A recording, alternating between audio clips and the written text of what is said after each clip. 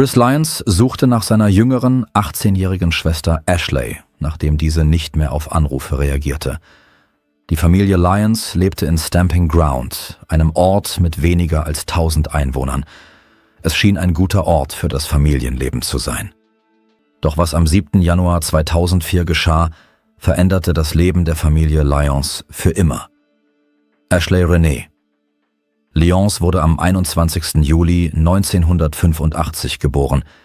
Sie war das jüngste von 3 Kindern ihrer Eltern. Ashley stammte aus der Stadt Scott und war Mitglied der Sitgrove Baptist Church. Sie schloss 2003 die High School ab, wo sie sich sehr aktiv im Programm Future Farmers of America engagierte. Dies ist eine dynamisch wachsende Jugendorganisation, die Leben verändert und ihre Mitglieder auf Führungsaufgaben und persönlichen beruflichen Erfolg vorbereitet. Ashleys Bruder Chris war nur 1 Jahr älter. Sie hatten eine kleine Autowerkstatt. Sie bauten ihr Geschäft aus und reparierten nicht nur Autos, sondern alles, was einen Motor hatte. Ashley liebte schnelle Autos sehr. Bobby Gibson, Ashleys bester Freund, wusste, dass Autos nicht das Einzige waren, was die junge Frau interessierte. Sie war in Roger Magby verliebt. Die beiden Verliebten trennten sich kurz nach dem Abschlussball, blieben aber enge Freunde. Trotz der Trennung hielt Ashley Roger weiterhin für den Besten. Sie freute sich, als sie die Highschool abschloss und glaubte, dass ein besseres Leben auf sie wartete. Doch das Leben junger Menschen verläuft nicht immer so, wie sie es planen. Ashley erfuhr, dass sie schwanger war und Roger der Vater ihres Kindes war. Sie machte daraus vor ihrer Familie keinen Hehl. Alle unterstützten sie und freuten sich auf das Baby. Doch der 7. Januar 2004 veränderte das Leben vieler Menschen. Der Tag begann wunderbar, endete jedoch tragisch. Beim Arzttermin erfuhr Ashley, dass sie einen Sohn bekommen würde. Sie war überglücklich und teilte diese Neuigkeit ihrer Mutter Carol mit. Sie hatte sogar schon einen Namen ausgesucht und wollte ihren Sohn Landon nennen. Ashley konnte es kaum erwarten, diese großartige Neuigkeit mit allen zu teilen. Nachdem sie ihrer Mutter das Ultraschallbild gezeigt hatte, duschte sie, schminkte sich und frisierte sich. Ashley sagte ihrem Bruder Chris und ihrer Mutter, dass sie nach Lincoln fahren würde, das etwa 20 Meilen von ihrem Zuhause entfernt lag und dass Ashley in etwa 35 bis 40 Minuten erreichen würde. Sie sagte, sie wolle sich mit Roger und seinen Eltern in einem Restaurant vor Ort treffen. Ashley wollte ihnen das Ultraschallbild zeigen. An diesem Abend war es kalt und für die Nacht war Schnee angesagt. Carol schlug ihrer Tochter vor, das Auto zu nehmen, doch diese lehnte ab und sagte, sie sei nur kurz weg und werde vor dem Schneefall zurück sein. Als Carol an diesem Tag zurückdachte, sagte sie, dass die letzten Worte, die sie an diesem Tag von ihrer Tochter gehört hatte, lauteten: »Ich liebe dich, Mama. Ich bin bald wieder da.« Doch leider veränderte diese Nacht das Leben der Familie Lyons für immer. Nach dem Abendessen hörten sie, wie das Telefon in ihrem Haus klingelte. Chris nahm den Hörer ab und hörte Rogers Stimme, der fragte: »Ist Ashley zu Hause?« Chris antwortete, dass sie bereits weg sei. Roger sagte, er könne sich nicht mit Ashley treffen. Er sagte, er habe sie angerufen, aber sie habe seine Anrufe nicht beantwortet. Chris vermutete, dass Ashley ihr Handy im Auto gelassen hatte und sich auf den Weg ins Restaurant gemacht hatte. Die Zeit verging, aber niemand konnte Ashley erreichen. Ihre Mutter rief sie mehrmals an, doch sie ging nicht ran.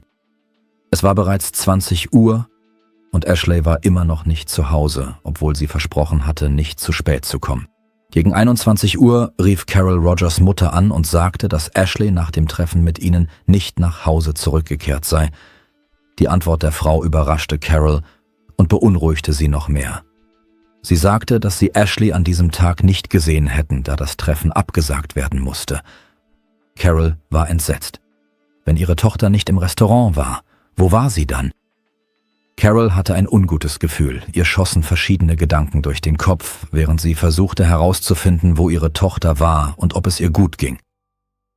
Gegen 22 Uhr beschlossen Chris und sein Vater, dass sie nicht einfach herumsitzen und warten konnten und machten sich auf die Suche nach Ashley. Sie wussten, in welchem Restaurant sich die junge Frau mit Roger und dessen Eltern treffen sollte. Als sie dort ankamen, sahen sie Ashleys Auto nicht. Sie suchten mehrere Stunden lang nach ihr, aber sie war nirgends zu sehen. Irgendwann beschloss Chris, im Scott County Park vorbeizuschauen, da er wusste, dass seine Schwester diesen Ort mochte. Sie fütterte dort ständig die Enten und ging oft mit Roger dorthin, als sie noch ein Paar waren. Der Park lag etwa 10 Meilen von Ashleys Zuhause entfernt. Als sie durch den Park fuhren, sahen Chris und sein Vater ein Auto, das Ashleys Auto ähnelte. Der Motor lief und die Scheinwerfer waren an.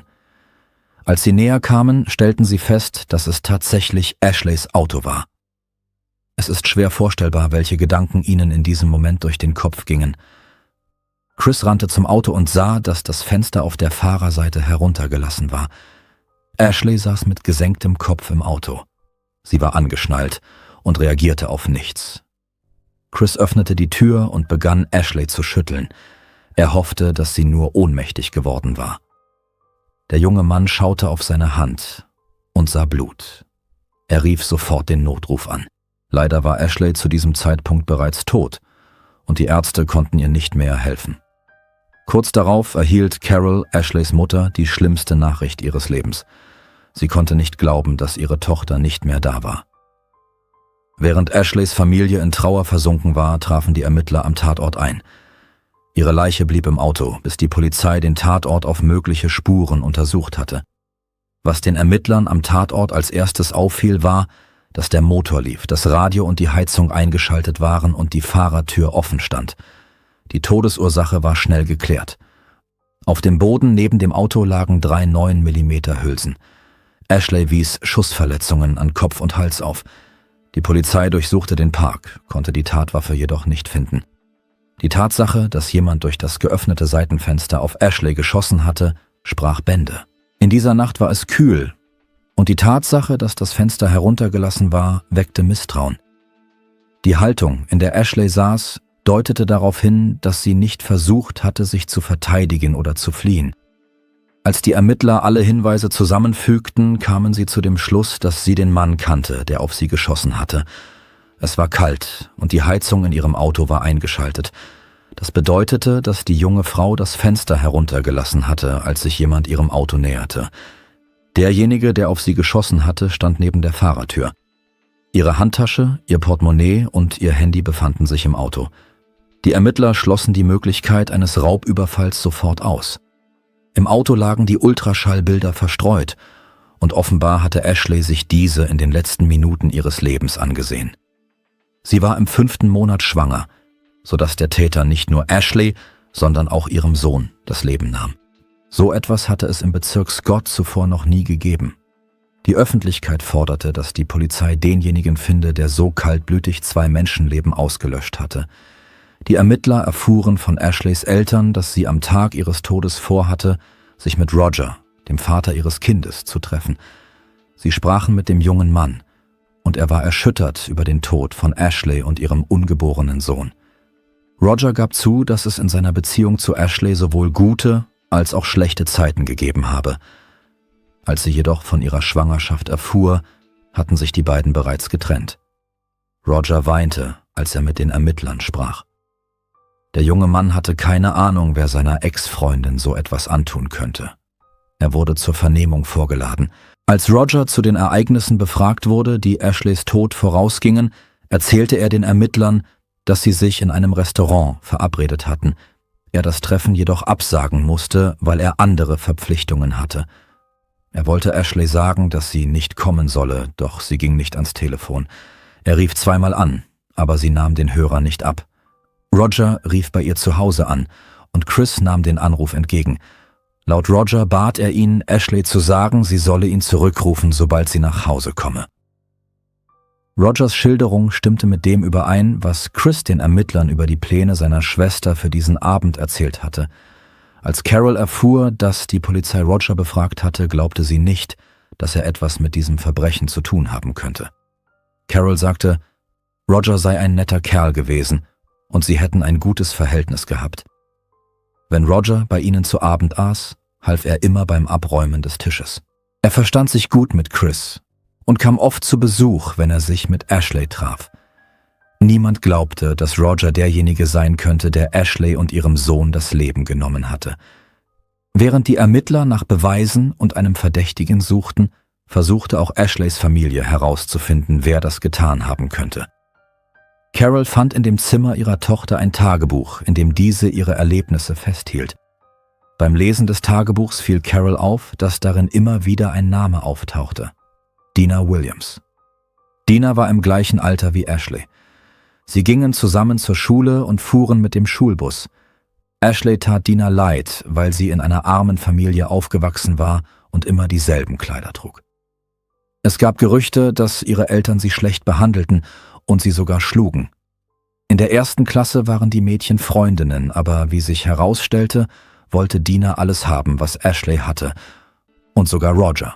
In ihrem Tagebuch schrieb Ashley, dass sie und Dina sich mehrmals gestritten hätten. Aus diesem Tagebuch erfuhr Carol etwas, von dem sie nicht einmal geahnt hatte.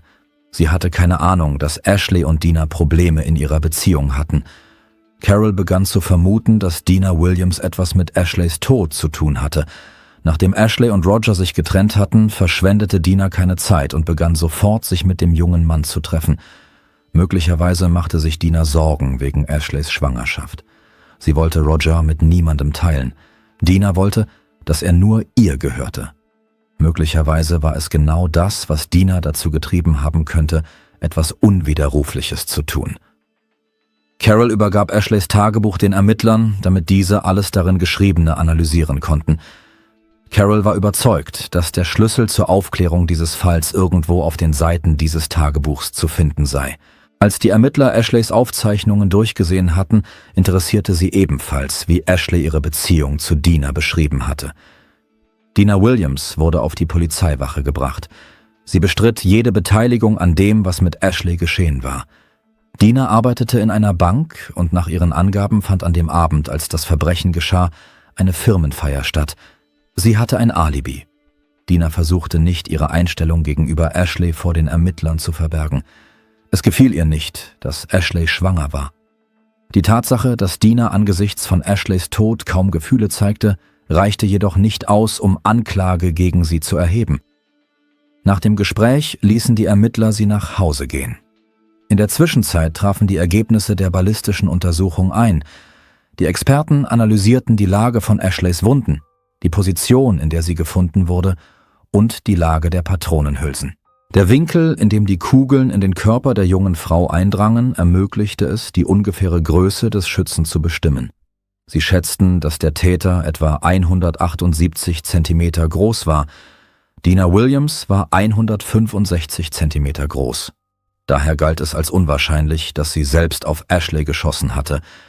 Dina hatte jedoch einen Zwillingsbruder, Thomas Williams, dessen Größe der vermuteten Größe des Täters entsprach. Gerüchten zufolge hatte Thomas einige Monate vor Ashleys Tod mehrere Personen danach gefragt, wie man eine Fehlgeburt herbeiführen könne. Es wurde auch berichtet, dass Thomas alles tat, worum seine Schwester ihn bat. Die Ermittler wurden darauf aufmerksam und befragten Thomas Williams, doch er bestritt alles.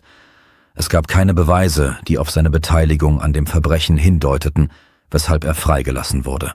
Während die Polizei alle ihr vorliegenden Beweise sammelte, um den Täter zu finden, wollten die Einwohner der Stadt etwas tun, um ihre Unterstützung für Ashleys Familie zum Ausdruck zu bringen. Sie richteten eine improvisierte Gedenkstätte mit Blumen, Stofftieren und Kerzen ein. Jemand brachte 2 Stühle mit, auf einem stand Ashleys Name, auf dem anderen der ihres Sohnes.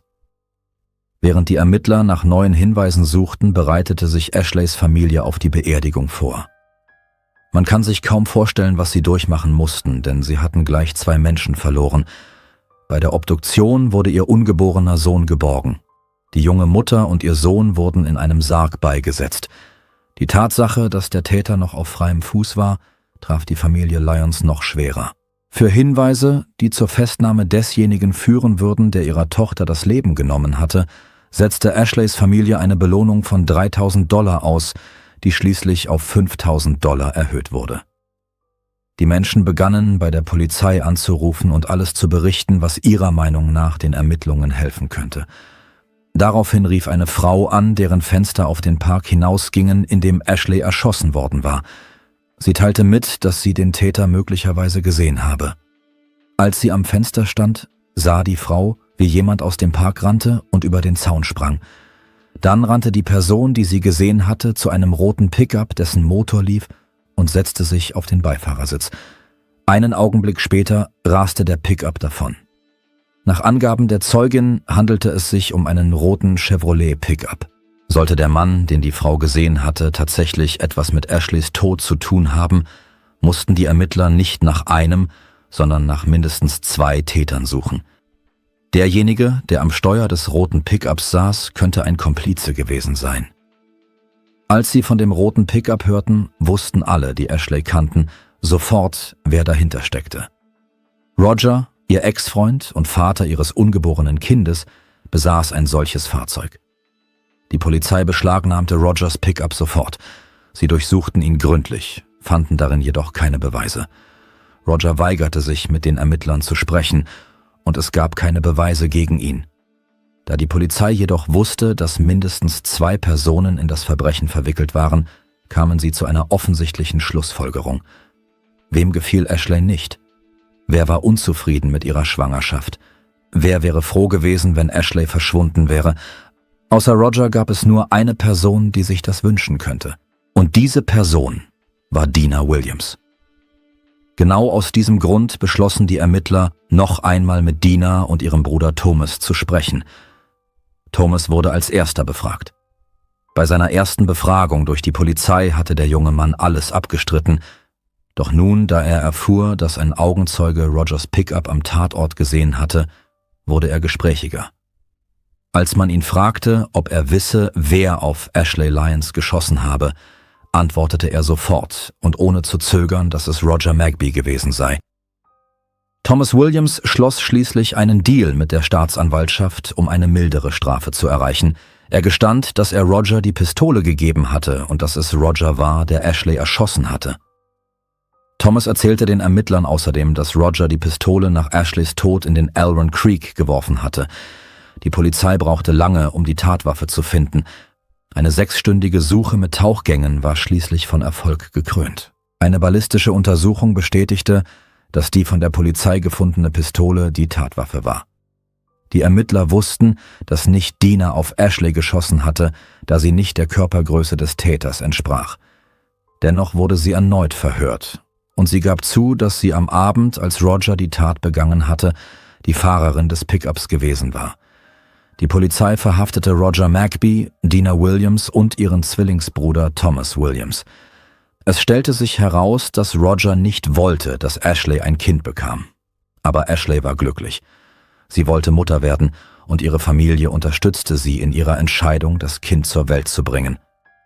Roger schmiedete einen hinterhältigen Plan. Er lud Ashley ein, sich mit ihm und seinen Eltern in einem Restaurant zu treffen, um sie in den Scott County Park zu locken. Dina Williams fuhr ihn dorthin und er näherte sich Ashleys Auto mit einer Pistole in der Hand. Als Ashley den Vater ihres zukünftigen Kindes sah, kurbelte sie das Fenster herunter und kramte in ihrer Handtasche nach den Ultraschallbildern. Sie hatte nicht damit gerechnet, dass auf sie geschossen werden würde. Roger drückte 3-mal ab und nahm damit Ashley und seinem eigenen ungeborenen Sohn das Leben. Dann rannte er aus dem Park, stieg in den Pickup und befahl Dina, Gas zu geben. Unterwegs hielten sie an und entsorgten die Pistole, indem sie in den Fluss warfen. Als bekannt wurde, wer hinter diesem Verbrechen steckte, waren die Einwohner der Stadt schockiert. Sie hätten nicht erwartet, dass jemand aus ihrem Bekanntenkreis zu einem so grausamen Mord fähig wäre. Beängstigend war die Tatsache, dass mehrere Personen darin verwickelt waren. Roger Magby bekannte sich nicht schuldig. Bei der Vorbereitung des Gerichtsverfahrens im Fall Magby unterlief den Behörden ein Fehler, der letztlich das Urteil beeinflusste. Thomas Williams wurde wegen Beteiligung an der Straftat zu 7 Jahren Haft verurteilt. Thomas gab zu, von Roger eine Belohnung in Höhe von $11.000 dafür angenommen zu haben, Ashley Lyons Schaden zuzufügen, um eine Fehlgeburt herbeizuführen. Dies wurde jedoch nie vollzogen, woraufhin Thomas sich bereit erklärte, Roger die Pistole zu geben, mit der Mord begangen wurde. Im Jahr 2005 bekannte sich Dina Williams schuldig. Im Rahmen des Plädoyerabkommens empfahlen die Staatsanwälte für Williams eine Haftstrafe von 20 Jahren mit der Möglichkeit einer vorzeitigen Bewährung nach 17 Jahren. Während des Gerichtsverfahrens wollten die Staatsanwälte mehrere Zeugen aufrufen, die behaupteten, gehört zu haben, wie Williams gesagt habe, sie wünsche sich Ashleys Tod, sich verschworen und $11.000 gezahlt habe, um bei Ashley eine Fehlgeburt auszulösen, indem sie schlagen lasse. Nach Angaben der Staatsanwaltschaft griffen Williams und Magby zu radikaleren Maßnahmen, nachdem ihre ursprünglichen Pläne gescheitert waren. Dina gab an, mehrere Schüsse gehört zu haben, als sie im Park auf Roger wartete, wusste aber nicht, was genau passiert war. Als sie erahnte, was vorgefallen war, traute sie sich nicht, zur Polizei zu gehen, da Roger sie schlecht behandelte und sie schlagen könnte. Williams sagte, sie bedauere zutiefst, was geschehen sei, und mache sich große Sorgen um die Familie Lyons. Magbys Eltern, Roger Sr. und Rita, sagten jedoch, Williams habe gelogen. Die Eltern sagten, dass Dina eifersüchtig auf ihren Sohn wegen Ashley gewesen sei und einem Plädoyerabkommen zugestimmt habe, um einen Ausweg aus der Situation zu finden. Roger Sr. sagte, als sie von Ashleys Tod erfuhren, sei ihr Sohn geschockt gewesen, während Dina unbeeindruckt geblieben sei. Im August 2005 verurteilte das Gericht Dina Williams zu 20 Jahren Haft. Sie wurde 2021 auf Bewährung vorzeitig entlassen.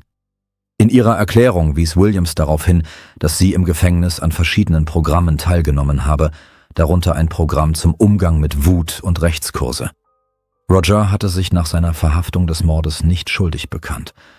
Die Geschworenen befanden ihn für schuldig, doch es gelang ihm, die Aufhebung des Urteils durch den obersten Gerichtshof von Kentucky zu erwirken, da ein Gefängnisinformant bei der Befragung von Roger über die Schießerei die Grenzen des Zulässigen überschritten hatte. Der oberste Gerichtshof stellte fest, dass die Staatsanwaltschaft unrechtmäßig erlangte Beweise verwendet hatte und hob das Urteil auf. Im Jahr 2009 wurde Roger erneut vor Gericht gestellt und dieses Mal bekannte er sich schuldig, an dem Mord mitgewirkt und Beweise gefälscht zu haben. Das Gericht verurteilte ihn zu 20 Jahren Haft mit der Möglichkeit einer vorzeitigen Entlassung auf Bewährung nach 16 Jahren. Die Anhörung zur vorzeitigen Entlassung von Roger Magby fand im Dezember 2023 statt. Sein Antrag wurde abgelehnt und derzeit befindet er sich noch immer im Gefängnis. Zu Ehren von Ashley Lyons wurde im Scott County Park, wo sie ermordet wurde, ein Garten mit keramischen Engelsstatuen eröffnet. Danke fürs Zuschauen und passen Sie auf sich auf.